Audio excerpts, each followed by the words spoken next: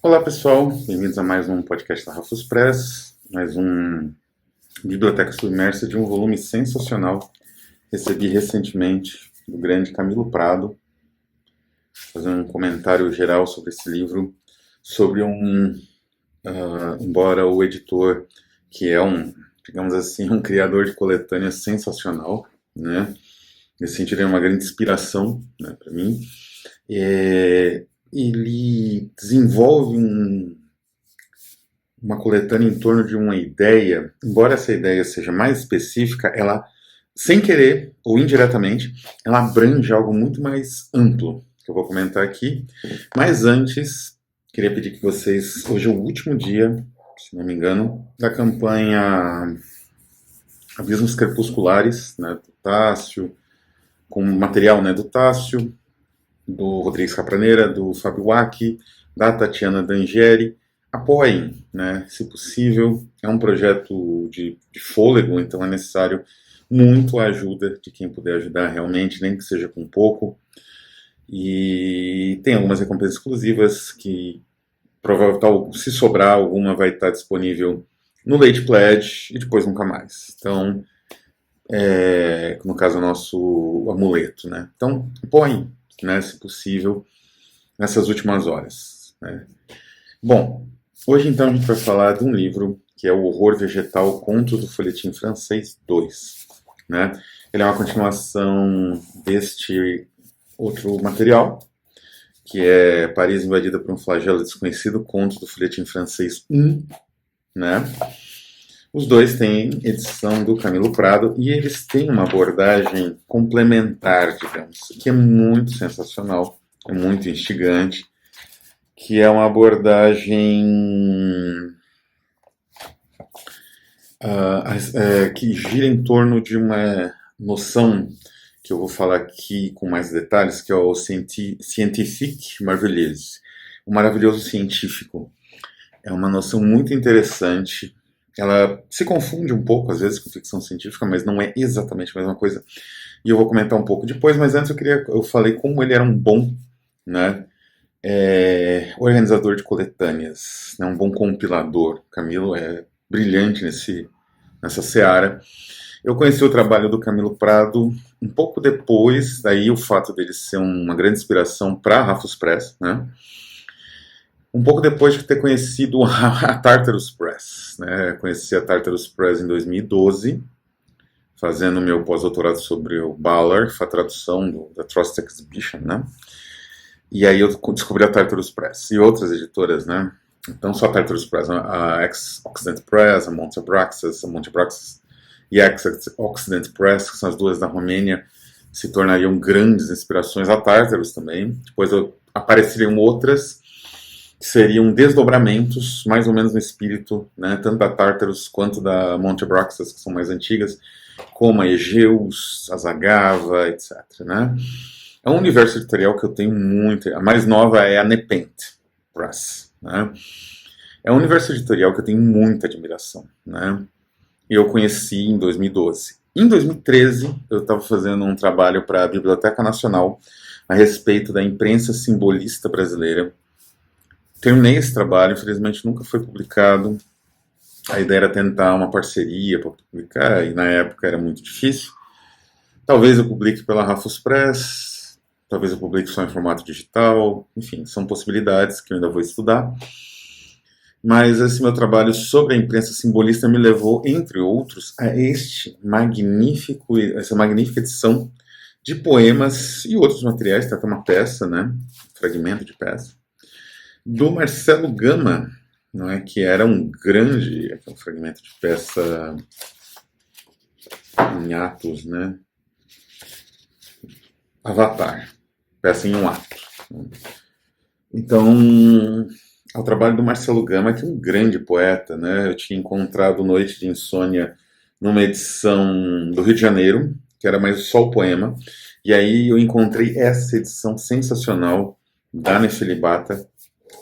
Foi uma das primeiras que eu adquiri um pacote, acho, na época, e aí isso foi, né, depois com o tempo eu nunca conheci pessoalmente, mas conheci por e-mail, né, trocamos e-mails, né, bastante e-mails, o Camilo Prado, o editor. Através da Nefilibato, eu fui conhecendo a Sol Negro, foi quase que junto, né? Foi descobrindo uma, descobrindo a outra. E as duas tiveram um impacto grande, né? Tanto que eu trabalho, né, com a Sol Negro, é uma das gráficas, né? Tem um trabalho gráfico também muito interessante, artesanal, no Márcio Simões. E a Nefelibata é uma inspiração, nunca escondi isso. Inclusive, esta coletânea aqui, que é sensacional, é uma das melhores coletâneas lançadas nos últimos anos. Todos os contos são brilhantes, a escolha dos contos, não é? Tem desde Saki até Hector Munro, né? O Saki até Lovecraft em colaboração, é magistral. Essa coletânea é de cair o queixo, né? Inclusive inspirou a Rafos a fazer Ghost Friends, que era uma coletânea de autores contemporâneos escrevendo os mesmos temas, né? Então, essa coletânea é a demonstração, né, da qualidade de Camilo Prado como organizador de coletâneas, né, compilador e pesquisador, para encontrar esse material, né, carimpar esse material. Então eu tenho essa grande admiração pelo trabalho do Camilo Prado, e sempre que eu recebo um livro novo dele, né, esse ano eu recebi 2, o outro eu vou começar a ler em breve, mas esse aqui eu já terminei, né? Porque sempre que eu recebo os livros dele, eu começo a ler, e nunca é um tempo perdido, evidentemente. É sempre uma leitura prazerosíssima, que eu acabo terminando rapidíssimo, né? Os livros não são muito longos, esse mesmo tem menos de 200 páginas, 190 e poucas, né? 189, contando todo o colofon, etc, né?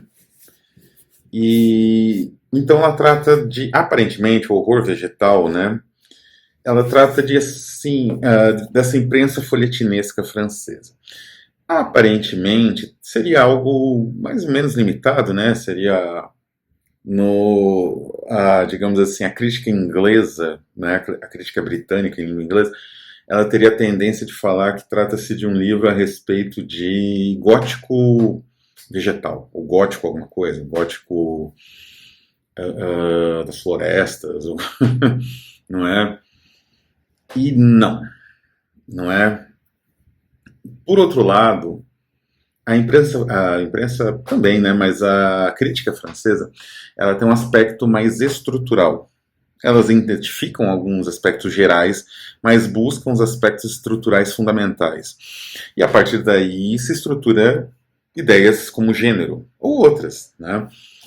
E o nosso amigo Camilo, ele trabalha com essa ideia do folhetim popular. É uma literatura popular. Tudo aqui foi publicado em jornais.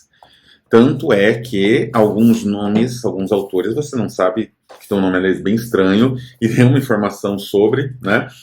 Você não tem certeza se ele é um pseudônimo de alguém, né? Se ele é um autor iniciante que desapareceu por N motivos, se ele é um autor de folhetim, mas que acabou, com o passar do tempo, de tal forma esquecido que não sobreviveu nenhuma informação dele.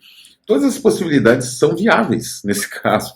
Então, os contos populares, nesse sentido, né, populares publicados numa imprensa, de grande imprensa, de larga escala, eles tinham uma séria tendência ao desaparecimento, né? E o Camilo vai identificando isso aqui, né? Até porque eles também tinham uma tendência à imaginação muito desenfreada, a comentários muito irônicos. Então tem vários aspectos que a gente costuma identificar com exotismo, imperialismo cultural, ou etnocentrismo aqui. Há muitos.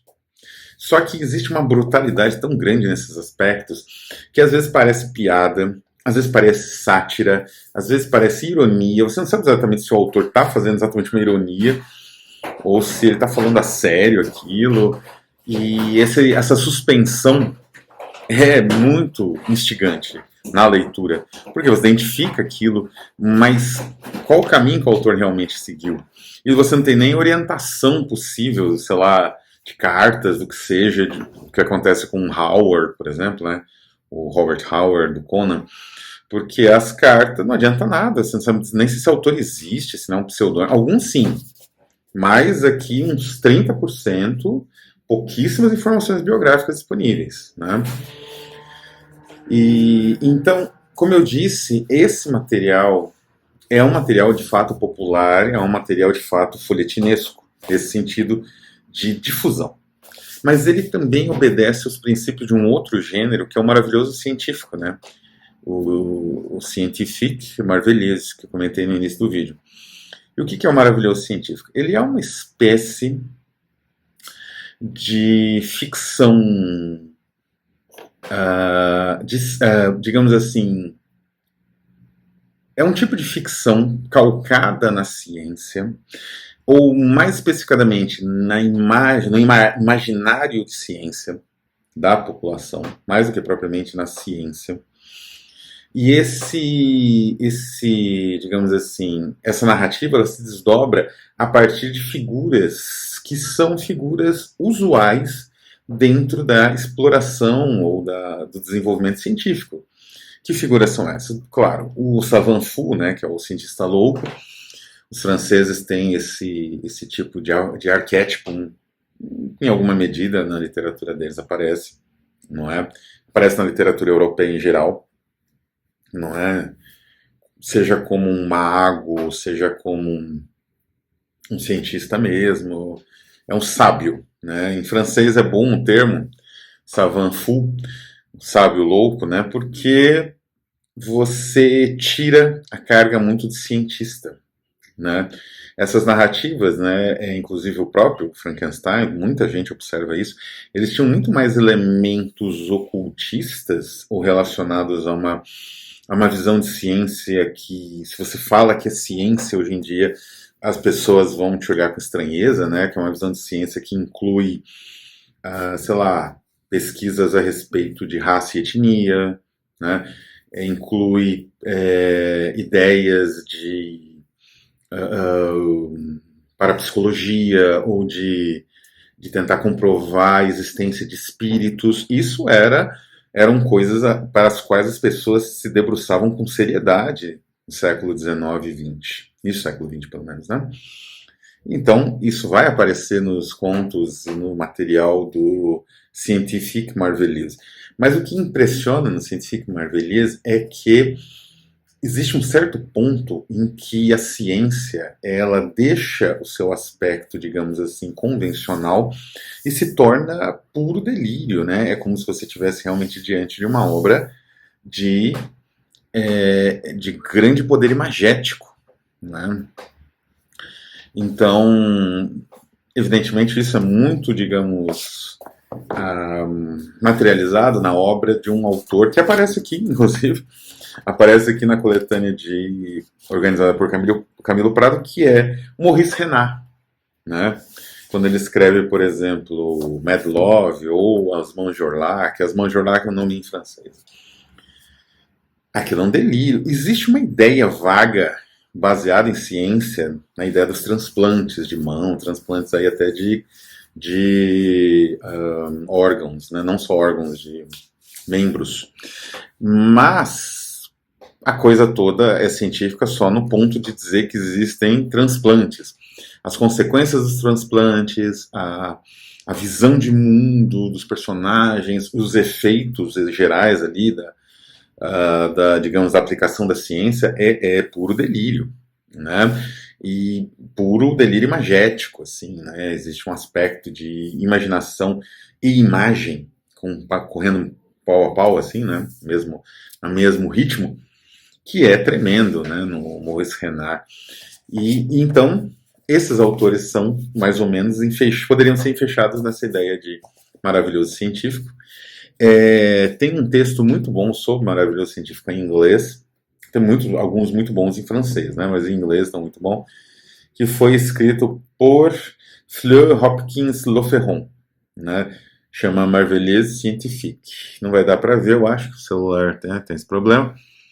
Tem que baixar a luminosidade aqui. Mas eu vou deixar, de qualquer maneira, eu vou deixar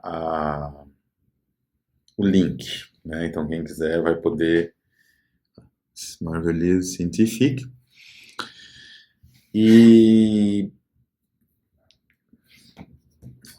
Então, assim, essa é a ideia, né, do Marvel Scientific, é que existe um certo ponto em que a narrativa dá um salto, não é? E nesse salto, aquele aspecto vagamente científico, como eu disse, é um aspecto de ciência do senso comum, né? Não do leitor, né? Que vai ler jornal, vai ler a revista e vai topar com aquele conto.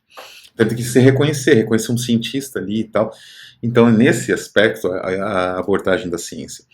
Mas existe um certo ponto em que é um salto, e nesse salto a ciência fica para trás e adentra o delírio, a visão, a, às vezes aspectos ocultistas ou sobrenaturais. Então isso torna esse tipo de ficção sensacional, saborosíssima, né? É um tipo de ficção que no mundo anglo-saxão teve outros desenvolvimentos, porque no mundo anglo-saxão é como se a ficção mais especulativa, que era a batalha cotidiana do Wells, no início especialmente, ela tivesse aos poucos, né? Não no início da carreira do Wells, mas lá por 1906, né? Você tivesse uma separação em caminhos paralelos entre o Word, né? A ficção mais estranha, e a ficção mais especulativa e científica, né? E esse gap, né? Essa clivagem desses dois caminhos vai só aumentando ao longo dos anos, né? E às vezes se reaproxima, óbvio, porque eles são próximos, né? Mas em geral se opta, né? Na tradição anglo-saxã, e enquanto que na tradição francesa não, as duas coisas se meio que se completam, ou pelo menos dialogam, né? Então o livro aqui ele vai ter inúmeros contos que têm algumas estruturas reconhecíveis facilmente. Tem contos com o sábio louco, né, o cientista louco. Tem contos em que essa figura do cientista... todos os contos têm uma figura especulativa ou investigativa. Todos. Às vezes é um policial. Tem um que é um policial, aliás. Eu não lembro qual que é o nome, mas é um dos primeiros, né? Mistério da Rua dos Salgueiros. Realmente são policiais investigando. Tem... Algumas narrativas são pura alegoria. A primeira é um exemplo clássico de alegoria, que é do Daudet, Alphonse Daudet, que é um autor mais conhecido aqui, né? Um dos mais conhecidos, que é o Woodstown, né? Seria Woodtown, né? Enfim, que é, de fato, uma narrativa alegórica, né? Tem algumas narrativas bastante oníricas que se valem muito de uma ideia de alucinação dos personagens, sonho. Tem um excelente que é bastante expressionista, que eu acho que é o... Agora eu não me lembro se é o Domador de Árvores, acho que não é. Acho que é as Flores da Morte, acho que é as Flores da Morte, né? Que tem, ou não, acho que as plantas, né? Que tem um aspecto expressionista muito intenso, então, e isso vai se revelando onírico, né? Até o desfecho, que eu não vou contar, evidentemente, e por aí vai. Tem muita variação, né? Existe, como eu disse, sempre uma figura mais ou menos central, nem sempre é o protagonista, né? Que é tanto um cientista louco, quanto às vezes um explorador enlouquecido também. Na selva, tem vários que são nas selvas assim africanas, alguns em selvas sul-americanas, né? Como eu disse, tem um comentário tanto de exotismo quanto de etnocentrismo imperialista, mas, e isso é muito interessante, por exemplo, no conto do Maurice Renard, que se passa, se não me engano, na América, né? Que é o Aventura na Floresta, existe um aspecto irônico nesses seres ali, nesses personagens meio toscos, meio monstruosos que estão caminhando pela floresta, né? Tem alguns personagens que têm uma arrogância absurda, isso é meio que punido. Então, assim, tem aspectos de ironia no texto, né? Que é aquele ponto que existe, que o professor Flávio Cotti, né, destaca na literatura popular, no modo geral, que existe um ponto de ruptura, que você não pode simplesmente interpretar a partir só do meio de produção, isso é um mecanicismo, né? Ah, como é de revista pulp, deve ser, sei lá, popularesco, popular, ou sim, imperialista, né? Então isso é muito óbvio e não se aplica aqui, nem em muita coisa pulp. E algumas vezes essa figura do investigador, do cientista, né, como eles são, explorador, algumas vezes é um indivíduo obcecado. Ele gosta tanto de plantas, nesse caso, que ele desenvolve obsessão. Tem vários assim também, uns 4, que são indivíduos obcecados por plantas, né? Por coleção de plantas, né? Se aproxima daí no caso do Wells, né? Aquele Os Abrochar Estranha Orquídea. Como eu disse, na Inglaterra se mistura, né? Porque a estrutura é temática de nome, né? Se nomeia as temáticas e não tenta identificar estruturas mais amplas. Então, o Word, né? E o Uncanny. E aí essas duas coisas vão se mesclando e vai mesclando esses aspectos. Aqui não é? Tem uma boa diferenciação. E essa coletânea, então, é excelente para conhecer esse universo do Scientifique Merveilleuse, né? As duas, aliás, né? Tanto essa quanto essa aqui, trabalha também bastante esse universo. Paris invadida por um flagelo desconhecido. E eu acho que é sensacional. É importante conhecer essa, digamos, essa desvio europeu da narrativa fantástica, da narrativa de ficção científica, da narrativa especulativa de um modo geral, ou word, né, de um modo geral, que vai resultar, né, vai ter desdobramentos muito instigantes, muito únicos, com a própria escola belga de estranheza, ou os trabalhos, porque isso aqui vai até os anos 20, né, então os trabalhos ali já das vanguardas, ou de alguns autores trânsfugas das vanguardas, né, que vão saindo e que vão para um outro caminho, né, e da literatura posterior, obviamente, né. Então é um material único, um material sensacional, aconselho, né, uma das grandes leituras do ano, já está na lista das grandes leituras do ano, nem precisa terminar o ano, porque óbvio é uma grande leitura do ano, e vale a pena então conhecer, vale muito a pena conhecer e, né, se deliciar com esses contos terríveis, mas ao mesmo tempo brilhantes, geniais e que atestam, né, essa criatividade a partir do material científico realizado de uma maneira muito, muito inteligente e irônica, crítica, né, com elementos que escapam da, digamos, aquela visão muito, muito redutora da cultura popular. Vou ficando por aqui. Conheçam e apoiem a campanha Abismos Crepusculares, né? Vale muito a pena. Como eu disse, algumas recompensas não vão ter mais. Então, mesmo que a gente faça um late pledge, então apoiem agora, né? É uma coisa que eu peço para que a gente continue mantendo a roda girando da Rafus Press. E esse mês ainda vão sair vários trabalhos publicados pela Rafus Press, incluindo o grande romance O Outro Lado, vai para a gráfica em breve. Então, fiquem ligados que vai ter muitas novidades ainda até o final do mês. Vou ficando por aqui, um abraço a todos e até a próxima.